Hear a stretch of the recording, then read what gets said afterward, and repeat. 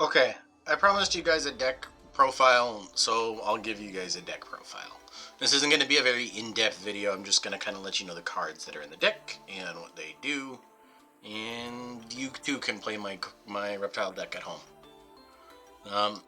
So 40 card deck, all reptiles, one copy of Alien Ammonite, because you need Alien Ammonite to even be able to get into Gol'gar. Ammonite reborns a alien from the grave, destroyed during the end phase, but you're using it to synchro summon if you use it. So, 2 copies of Reptilianne Lamia. Target a monster, change its attack to 0, special summon it.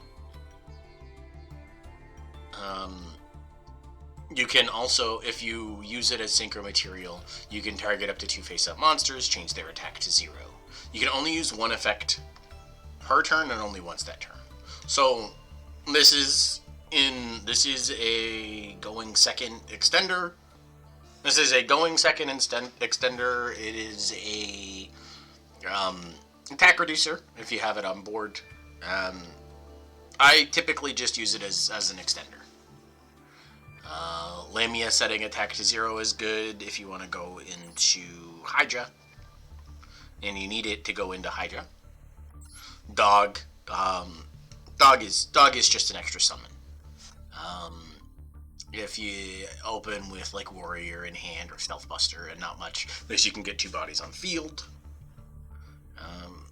Kind of self-explanatory. This is my favorite card in this deck. Lightserpent special summons itself from grave if you discard it, or if you send it from hand to grave. So it can proc off a Snake Rain, it can proc off a card destruction, it can proc off of M-Frame's effect, it can proc off of Zohah and Flogos. It's a solid extra, like, searchable extender that, since a lot of my cards discard already, this is very useful. Warrior is Ammonite fodder and beatdown enabler because of the A counter effect. Kid is the main card in this deck. You only need 1 copy, but he's the most important because he enables the lockout. He enables the special summon lockout. You summon Kid. You have Kid and 0 on board. Any monster they special summon will gain an A counter and switch to defense. Can't activate its effects. Kagetokage is a free summon with a level 4. A good chunk of my deck is level 4 monsters. So, enables a free extra summon. Nunu and Nauya both fill your grave, which is important. Nunu has the effect of special summoning itself if you have an Ogdoadic or no monsters. Summons itself from grave. Nauya, both Nunu and Nauya can be sent from hand to graveyard. Nunu sends a dark, Nauya sends a light reptile to grave. Flogos and Zohah, their most important effects are the send 1 card from hand to grave to add them to hand. Zohah does let you fill the grave a little bit more. Flogos's effect is not super useful. Stealthbuster is just Stealthbuster is more Ammonite fodder, as well as A counters if I need them. He has targeted destruction, which is not fantastic, but gives him additional use in the graveyard. This deck loves the graveyard. Mother is, if I get to play beatdown, I can take control of a monster. Overlord is free special summon with A counters, as well as enabling beatdown due to the A counter effect. Vennominon is my game finisher. If I can get cards into graveyard, I can get his attack really high. If I can get a clear board, if I can get an empty board state from something like Ogdoabyss, I can usually punch for game. Keurse is an extender. 1 tribute, special summons it from grave, and your opponent gets a special summon, and then I get an additional, then I can special summon 1 level 4 or lower Ogdoadic monster from my grave. So typically you want to use your normal summon on something you contribute, You want to have Nauya in grave, so Keurse brings back Nauya. Nauya lets you search Ogdoadic Water Lily typically, and this is a foolish reborn. Alertt is very situational, but if I haven't gone into King of the Feral Imps with Nauya and Nunu, I can use Alertt to get them back from banish.